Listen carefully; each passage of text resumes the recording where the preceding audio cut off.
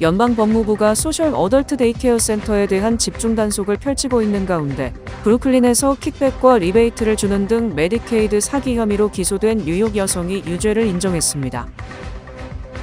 2026년 전국 오바마케어 마켓플레이스 보험료가 적잖이 오를 것이라는 분석이 나왔습니다. 연방이민세관 단속국의 법집행 요원 모집의 지원자가 급증하고 있습니다. 트럼프 행정부가 최근 1kg짜리 수입 금괴에 대해 관세를 부과하기로 하면서 글로벌 금현물 시장이 크게 출렁일 것으로 전망됩니다. 모두가 누릴 수 있는 권리, 바로 아름다움입니다. 키스는 누구나 더 쉽고 당당하게 자신의 아름다움을 즐길 수 있는 세상을 꿈꿉니다. 키스는 우리 모두의 미래가 더 아름답게 빛날 수 있도록 최선을 다할 것입니다. 당신의 아름다움의 모든 순간, 키스가 함께합니다.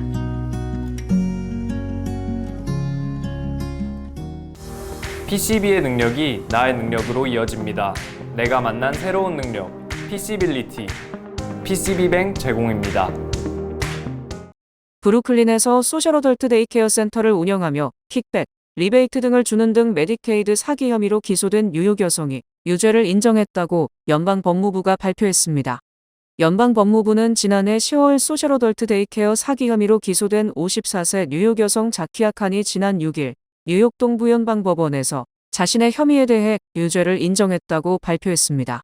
연방법무부는 내년 1월 26일 자키아 칸에 대한 선고 공판이 열리며 최대 15년형이 선고될 수 있다고 설명했습니다. 연방법무부는 자키아 칸이 지난 2017년 10월부터 2024년 7월까지 브루클린 코니아일랜드의 해피 패밀리 어덜트 데이케어 센터와 패밀리 소셜 어덜트 데이케어 센터 등 2개 소셜 데이케어 센터를 운영하면서 킥백 및 리베이트 등의 방법으로 6,800만 달러를 불법 청구해서 부당이득을 취했다고 밝혔습니다. 연방법무부는 자키아 칸은 고객 유치를 위해 마케팅 요원들을 고용, 이들이 데이케어 이용자들에게 킥백과 뇌물 등을 지급했으며 이용자들에게 서비스를 제공하지 않고도 연방정부의 비용을 청구했다고 주장했습니다. 또 데이케이 센터 외에도 많은 법인을 설립해서 돈 세탁을 하고 이들 법인을 통해서 고객들에게 킥백과 뇌물, 리베이트 등을 지급하는 수법을 사용했다고 설명했습니다. 특히 이른바 고스트 클라이언트, 즉 존재하지 않는 고객의 비용을 청구한 것은 물론 이름만 등록하고 출석하지 않는 고객에게 매달 최소 500달러에서 최대 2,400달러를 킥백으로 지급했으며 메디케이드 자격이 없는 사람의 서류를 조작해 부당하게 메디케이드 청구를 했다고 강조했습니다. 연방법무부는 미국은 연방정부 프로그램이 이들 범죄자들의 타깃이 되는 것을 결코 방치하지 않을 것이다. 사회 취약계층에 제공돼야 할 사회보장 혜택을 가로채는 범죄 행위에 대한 수사에 모든 역량을 집중할 것이라고 강조했습니다. 현재 법무부는 연방수사국, 연방보건복지부 내 감찰국, 연방이민세관단속국, 뉴욕시경 등과 합동수사팀을 구성, 소셜 어덜트 데이케어 센터에 대한 집중 단속을 펼치고 있다고 밝히고 적극적인 제보를 당부했습니다. 2026년 전국 오바마케어 마켓플레이스 보험료가 적잖이 오를 것이라는 분석이 나왔습니다. 비영리 기관 피터슨 KFF 의료 시스템 트래커가 지난 6일 내놓은 보고서에 따르면 2026년 전국 50개 주와 워싱턴 DC에서 ACA 마켓플레이스에 참여하는 312개 보험사 자료를 분석한 결과 제한된 보험료 인상률 중간값은 약 18%로 나타났습니다. 이는 전년도보다 약 11%포인트 높은 수치이며 2018년 이후 최대 인상폭입니다. 제한 보험료 인상률 평균은 약 20%였습니다. 해당 312개 보험사는 경우에 따라 보험료를 인하하는 곳도 있었지만 거의 대부분은 인상을 계획하고 있는 것으로 나타났습니다. 내년 보험료 변동 범위는 최소 10% 인하에서 최대 59% 인상까지 폭넓은 범위를 나타냈습니다. 이 중 125개 보험사가 20% 인상을 제안했고 보험료 인하 제한은 단 4개뿐이었습니다. 보험료 인상의 주 원인은 병원비, 의사진료, 처방약 등 전반적인 의료비 상승이 꼽혔습니다. 보고서에 따르면 입원, 외래진료, 의사진찰 등 의료 서비스 비용은 물론 처방약 비용까지도 매년 상승하는 경향이 있으며 보험사들은 이러한 비용 증가를 충당하기 위해 보험료를 인상합니다. 연방이민세관단속국의 법집행요원 모집의 지원자가 급증하고 있습니다. 6일 국토안보부에 따르면 아이스 요원 채용 공고 일주일 만에 지원자가 8만 명을 넘었습니다. 이날 DHS 측은 기존 채용 나이 21세 제한을 완화하고 18세 이상으로 지원 자격을 낮췄습니다. 크리스티 놈 장관은 이제 자격을 갖춘 이들은 나이에 상관없이 누구나 지원할 수 있다고 말했습니다. 앞서 DHS는 최대 5만 달러 보너스, 학자금 대출 상환 등 각종 혜택을 발표하면서 채용에 박차를 가한 바 있습니다. 이런 가운데 지원자가 급증하다 보니 DHS 측은 신규 채용 업무 처리를 위해 연방재난관리청 인력 약 100명이 90일 동안 아이스로 파견된다고 밝혔습니다. 트럼프 대통령이 워싱턴 DC가 자체적으로 치안을 확보하지 못할 경우 연방정부가 이를 접수할 것이라고 경고한 데 이어 연방 사법기관 요원들의 워싱턴 DC 파견을 지시했습니다. 트럼프 대통령은 연방수사국과 이민세관 단속국, 마약 단속국 등 12개 기관 요원들을 오늘 밤 자정부터 워싱턴 DC에 집중 배치하고 범죄 확산을 막으라고 명령했습니다. 백악관은 연방사법기관 요원들이 관광객이 많은 지역과 기타 문제 지역에 집중 배치될 것이라고 설명했습니다. 연방법상국방은 연방정부가, 치안 유지는 지방정부가 담당하므로 워싱턴 DC 정부가 자체 경찰을 동원해 치안을 유지해야 하지만 대통령이 치안 유지가 적절하지 않다고 판단할 경우 군대나 연방사법기관 요원을 파견할 수 있습니다. 특히 워싱턴 DC는 50개 주와 달리 주정부와 주지사가 존재하지 않는 지역이므로 대통령은 주정부의 동의 절차를 거치지 않고 개입할 수 있습니다. 트럼프 대통령은 지난 5일 에드워드 크리스틴 국무부 선임 고문이 워싱턴 DC에서 집단 폭행을 당하는 사건이 발생하자 워싱턴 DC가 신속히 조치하지 않는다면 연방정부가 이 도시를 통제하고 운영할 것이라고 경고했었습니다. 워싱턴 DC는 폭력 범죄는 줄어들고 있지만 인구 50만 명 이상 도시 중 총기 살인율은 멤피스와 볼티모어에 이어 세 번째로 높습니다. 또 공화당 등은 진보 성향이 강한 워싱턴 DC 시장이 범죄에 미온적으로 대처해 범죄가 확산된다고 비판했으며 트럼프 대통령도 이 같은 시각을 가진 것으로 추정됩니다. 트럼프 행정부가 최근 1kg짜리 수입 금괴에 대해 관세를 부과하기로 하면서 글로벌 금현물 시장이 크게 출렁일 것으로 전망됩니다. 파이낸셜 타임스는 연방세관국 경보국의 지난달 31일자 통관 결정서를 확인한 결과 1kg 금괴와 100온스 금괴가 관세 부과 대상으로 분류됐다고 8일 보도했습니다. CBP의 이 같은 결정은 업계의 예상과 다른 결과입니다. 금 관련 업계는 1kg 금괴가 도널드 트럼프 대통령이 전 세계를 상대로 부과하는 관세에서 면제될 것으로 기대해왔습니다. 1kg 금괴는 세계 최대 금 선물 시장인 뉴욕 상품거래소에서 가장 널리 거래되는 형태입니다. 스위스가 미국으로 수출하는 금도 대부분 이 형태입니다. 스위스는 미국으로부터 39%의 상호관세를 부과받아 비상이 걸린 상태입니다. 세관 자료에 따르면 금은 스위스가 미국에 수출하는 주요 품목입니다. 트럼프 대통령이 상호관세를 발표하기 전에 금거래업자들은 혹시 있을지 모를 관세를 피하기 위해 올해 초 금을 미국으로 대거 이송한 바 있습니다. 이 때문에 뉴욕 상품거래소의 금 재고가 크게 늘었고 경쟁시장인 런던에서는 일시적인 금 부족 사태가 빚어지기도 했습니다. 대형 금괴는 스위스에서 다양한 형태로 주조되며 런던과 뉴욕에서 주로 거래됩니다. 스위스는 작년 7월부터 올해 6월까지 12개월 동안 미국에 615억 달러어치 금을 수출했습니다. 이달 초 노동통계국장을 전격 파면했던 트럼프 대통령이 바이든 대통령 때 일자리 150만 개가 부풀려졌다는 등 일자리 통계 조작 의혹을 직접 제기했습니다. 노동부 산하 연방노동통계국은 지난 1일 7월 미국 내 비농업 일자리가 7만 3천 개 증가에 그쳤고 5월과 6월 고용 증가 규모도 당초보다 25만 8천 개 하향 조정했다고 밝혔습니다. 이에 따라 당시 뉴욕 증시는 시장의 예상을 벗어나는 고용 위축 지표에 대폭 하락했고 트럼프 대통령은 이 수치가 조작된 것이라며 연방노동통계국장을 전격 경질한 데 이어 어제 직접 통계 조작 실태를 밝힌 것입니다. 트럼프 대통령은 일자리와 소득 통계 등의 그래프를 담은 패널을 들고 나왔고 보수 성향 싱크탱크인 헤리티지 재단 스티브 무어 박사는 바이든 행정부가 지난 2년간 고용 증가량을 150만 개나 과대 계산했다고 주장했습니다. 무어 박사는 이건 엄청난 오류다. 단순한 실수가 아니라 고의라고 생각한다. 노동통계국장을 경질한 것은 옳은 판단이라고 주장했고 트럼프 대통령은 실수든 실수가 아니든 무능한 것이라고 강조했습니다. 또 노동통계국의 일자리 증가 수치를 대폭 조작한 것은 바이든의 재선을 돕기 위한 것이며 지난해 엄청나게 일자리가 늘어난 것처럼 조작하는 바람에 트럼프 행정부의 일자리 창출이 줄어든 것으로 보이게 된 것이라고 지적했습니다. 무어 박사는 트럼프 일기 4년간 실질 가계소득이 평균 6,400달러 증가한 반면 바이든 4년간은 551달러 늘어나는 데 그쳤다고 주장하고 올해 1월부터 6월까지 트럼프 취임 6개월간 중위소득이 1,174달러 증가했다고 설명했습니다. 트럼프 대통령은 무어 박사의 설명 뒤 가계실질 중위소득이 가파르게 상승했다는 그래프 한 장을 제시하고 이 그래프가 모든 것을 잘 말해준다. 믿을 수 없을 정도로 소득이 늘었다고 밝혔습니다. 미국이 글로벌 무역 질서를 규정한 세계무역기구 체제의 종식을 선언하고 트럼프 대통령의 관세와 제조업 보호에 중점을 둔 정책, 즉 트럼프 라운드가 새로운 무역 질서라고 선언했습니다. 제이미 승그리어 미국 무역대표부 대표는 7일 뉴욕타임스 기고를 통해 제2차 세계대전 당시 도입된 브레턴 우즈 체제와 이후 WTO 설립으로 이어진 우루과이 라운드 등 미국에만 불리하게 작용한 세계무역 질서를 개혁하려고 한다. 우리는 현재 트럼프 라운드를 보고 있다고 주장했습니다. 트럼프 대통령이 지난 4월 2일 상호관세를 발표한 이후 세계 각국과 진행한 무역협상을 과거의 다자무역협상에 빗대어 라운드라는 이름을 붙인 것으로 그리어 대표는 이를 통해 미국이 새로운 세계무역 질서의 토대를 깔았다고 평가했습니다.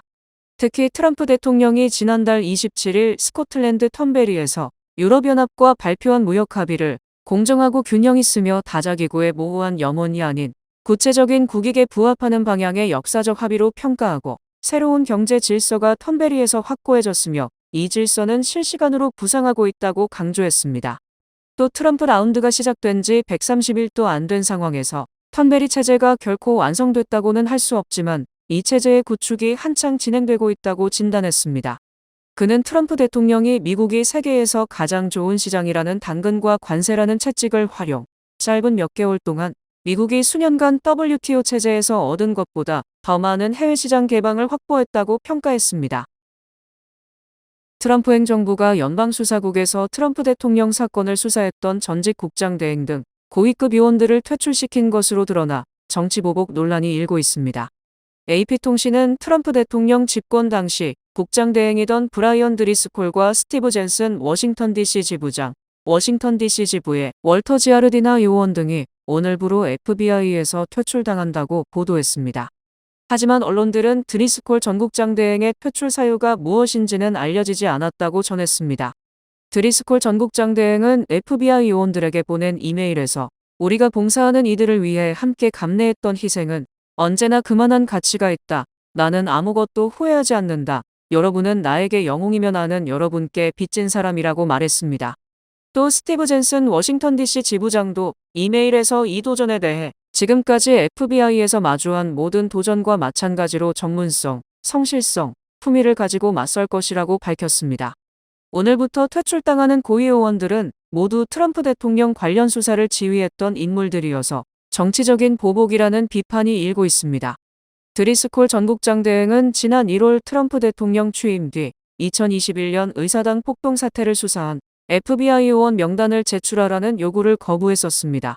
젠슨 지부장도 2021년 의사당 폭동 사태 때 이를 국내 테러 행위로 규정하고 수사를 지휘했으며 지아르디나 요원도 트럼프 관련 수사에 참여했고 트럼프의 무역 고문인 피터 나바로를 체포하기도 했었습니다. 뉴욕타임스는 이에 대해 캐시 파텔 국장 취임 이후 FBI가 트럼프 대통령 친정체제로 재편되고 있으며 트럼프 대통령과 관련한 수사의 칼날을 무디게 하고 있다고 지적했습니다. 트럼프 대통령이 연준 세이사의 스티브 마이런 백악관 국가경제자문위원장을 지명했습니다. 트럼프 대통령은 어제 트루스 소셜을 통해 마이런이 내 첫 번째 행정부에서 훌륭하게 임무를 수행했다. 경제 분야에 대한 그의 전문성은 타의 추종을 불허한다며 지명 사실을 알렸습니다. 이에 따라 마이런 지명자는 지난 1일 전격사임한 아드리아나 쿠글러 전 이사의 후임으로서 상원 인준청문회를 통과하면 쿠글러의 자녀 임기인 내년 1월 31일까지 연준 이사로 재직하게 됩니다. 마이런 지명자는 트럼프 일기 시절 스티브 무누신 재무장관 선임 고문으로 일했으며 트럼프 대통령의 의중을 연준에 반영할 수 있는 최적의 인물로 평가됩니다. 하지만 상원은 다음 달 2일까지 여름 휴회에 들어갔으며 상원은행위원회에 이어 상임위, 본회의 인준투표를 거쳐야 하므로 언제 임기를 시작할 수 있을지는 불투명한 상황입니다. 특히 상원은행위원회 민주당 간사인 엘리자베스 워렌 의원은 X에 올린 글에서 스티브 마이러는 트럼프 충성파이며 미국 국민의 지갑에 나쁜 영향을 초래한 관세 정책의 핵심 설계자 중 한 명이라며 연준 이사에 부적합하다는 뜻을 밝혔습니다. 만약 마이런이 9월에 임기를 시작한다면 9월 말과 10월 말, 12월 초, 내년 1월 말 등 모두 4차례 연방공개시장위원회 회의에 참여하며 금리 인하를 역설할 것으로 예상됩니다. 인스타그램이 새로 도입한 위치 공유 기능이 사생활 침해의 논란을 불러일으키고 있습니다. CNBC 방송은 인스타그램이 6일 사용자의 위치 정보를 표시하는 기능을 선보였으나 일부 사용자들이 우려를 표명하고 있다고 7일 보도했습니다. 이 기능은 스냅챗의 스냅맵 기능과 유사한 것으로 사용자가 어디에서 게시물을 올리는지 친구들이 확인할 수 있습니다. 인스타그램의 모회사인 메타 플랫폼은 위치 정보 공유는 사용자가 동의하지 않는 한 비활성화되어 있다고 밝혔습니다. 하지만 일부 사용자들은 사생활 침해 우려 등을 제기하며 반발했습니다. 한 사용자는 메타의 소셜미디어 스레드에 올린 글에서 인스타그램이 사전 예고 없이 모든 사람의 위치를 노출하는 지도 기능을 출시했다는 게 믿기지 않는다고 지적했습니다. 불만이 터져나오자 애덤 모세리 인스타그램 최고 경영자가 해명에 나섰습니다. 모세리 CEO는 우리는 모든 것을 다시 점검하고 있지만 지금 상황을 보면 사용자들이 지도에서 자신의 위치를 확인할 수 있으니 다른 사람들도 자신의 위치를 알 수 있다고 생각하는 것 같다면서 사용자가 위치 공유를 원한다고 선택해도 한 번 더 확인을 요청하고 있다고 설명했습니다. 트럼프 대통령의 관세 정책으로 글로벌 자동차 회사들이 118억 달러 손실을 입었으며 앞으로 손실 규모가 더 확대될 것으로 우려됩니다. 월스트리트 저널은 글로벌 자동차 회사들의 2분기 실적 발표를 종합 피해 규모를 파악했다고 보도하고 세계 최대 자동차 회사인 도요타는 미국의 관세 부과 조치로 2분기 영업이익이 30억 달러 줄었다고 전했습니다. 특히 현대차가 8억 달러, 기아차가 5억 7천만 달러 피해를 입은 것을 비롯해 폭스바겐이 15억 1천만 달러, 제너럴 모터스가 11억 달러, 포드가 10억 달러, 혼다 8억 5천만 달러, BMW 6억 8천만 달러 등의 관세 피해를 발표했습니다. 이외에도 마쓰다와 닛산도 각각 4억 7천만 달러 피해를 호소했습니다. 이에 따라 중국을 제외한 글로벌 상위 10개 자동차 회사의 올해 순이익은 지난해보다 25% 감소할 것으로 예상되며 이는 지난 2020년 팬데믹 이후 가장 큰 감소폭입니다. 특히 이 같은 관세 피해는 시간이 갈수록 더 확대되면서 자동차 회사들의 자금난을 초래할 것으로 전망됩니다. 도요타는 내년 3월에 끝나는 이번 회계연도의 전체 관세 피해액이 95억 달러에 달하고 연간 순이익이 전년보다 44% 감소할 것으로 추정했습니다. 월스트리트 저널은 자동차 회사들이 손해를 줄이는 방법은 관세에 따른 원가 상승을 착각 인상으로 소비자에게 전가하거나 미국 외의 생산시설을 미국 내로 이전하는 것이지만 두 가지 모두 단기간에 실현하기는 힘들다고 진단했습니다. 자동차 회사들은 다른 회사들에 앞서서 가장 먼저 차값을 올릴 경우 트럼프 대통령으로부터 SNS에 불쾌한 말을 들을 것을 두려워하는 것으로 전해졌습니다. 뱅크 오브 호프가 드리는 경쟁력 있는 이자율에 8개월 및 12개월 프로모 플러스 CD 가까운 뱅크 오브 호프 지점에서 만나보세요. 이 프로그램은 최고의 금융 서비스로 당신을 존중합니다. 뱅크 오브 호프 제공입니다. 주요 단신 전해드립니다. 뉴욕시 선거자금위원회는 아담스 시장의 선거 캠프에 의심스러운 기부금이 있었고 이 부분에 대해 제대로 설명하지 못했을 뿐더러 오해의 소지가 있는 정보를 제공했기 때문에 공적 자금인 매칭 편들을 받을 자격이 없다고 밝혔습니다. 조지아주에 있는 육군 기지인 포트 스튜어트에서 발생한 총기 난사 당시에 무장을 하지 않은 6명의 미군 병사들이 맨몸으로 총격범을 제압하며 대형 참사를 막아냈습니다. 한때 슈퍼맨으로 이름을 알린 배우 딘 케인이 연방이민세관 단속부 ICE에 합류하겠다고 밝혀 트럼프 대통령의 이민 단속 강화 정책에 대한 공개적인 지지를 선언했습니다. 제품에 달린 금속 또는 플라스틱 혹에 어린이의 옷이 걸려 질식 사고로 이어질 수 있는 백야드 키즈의 키드크래프트 팜토 테이블 장난감 19만 2천 개가 최근 리콜됐습니다. 문제가 된 제품은 3세 이상 아동을 위한 놀이용 제품으로 2023년 2월 오리건주에서 23개월 된 유아가 해당 제품 뒷부분을 기어나오다 옷이 상단에 혹에 걸려 질식해 사망했습니다. 뉴저지주가 예산 문제로 저소득 가정을 위한 차일드 케어 보조 프로그램 신규 신청 접수를 중단했습니다. 7월 31일 자정 이후로 접수된 신청서는 더 이상 검토되지 않습니다. 단, 현재 프로그램을 이용 중인 가정은 기존 혜택을 계속 유지할 수 있습니다. 뉴욕시경이 6일 메디슨 스퀘어 가든에서 열린 경찰학교 졸업식을 통해 총 965명의 신임 경찰관을 배출했습니다. 이는 2016년 이후 최대 규모의 졸업 인원입니다. 미국 유명 신발 브랜드 크록스가 3분기 매출액이 전년 대비 9에서 11% 감소할 것이라는 전망을 내놓자 주가가 하루 만에 약 30% 급락했습니다. 더 이상 못생긴 신발 트렌드가 통하지 않다는 점과 관세 압박이 직접적 요인으로 작용하고 있습니다. 소매점들의 유연한 반품 정책이 일부 소비자에게 단기 렌탈의 수단이 되고 있다는 지적이 제기됐습니다. 고가의 옷을 구매한 뒤 하루 입고 반품하는 행태를 칭하는 워드로빙이라는 단어가 등장하는 등의 리턴 악용이 심화되고 있습니다. 날씨 전해드립니다. 토요일인 내일은 맑겠습니다. 낮 최고 기온은 84도, 최저 기온은 67도입니다. 해 뜨는 시간은 6시, 해 지는 시간은 8시 2분입니다. 이상으로 주간 날씨와 세계 날씨 전해드립니다.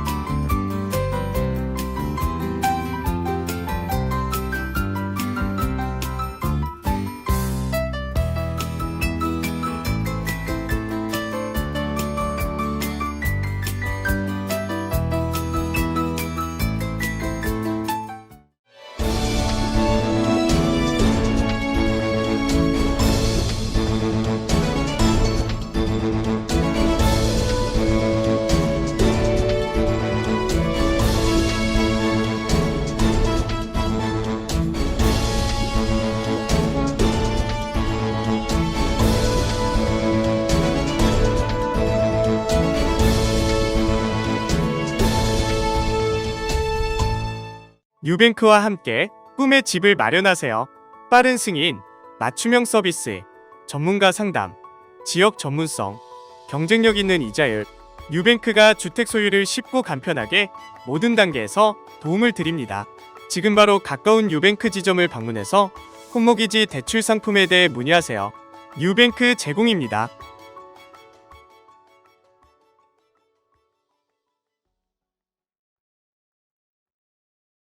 이상으로 8월 8일 금요일 TKC 뉴스데스크 여기서 마치겠습니다.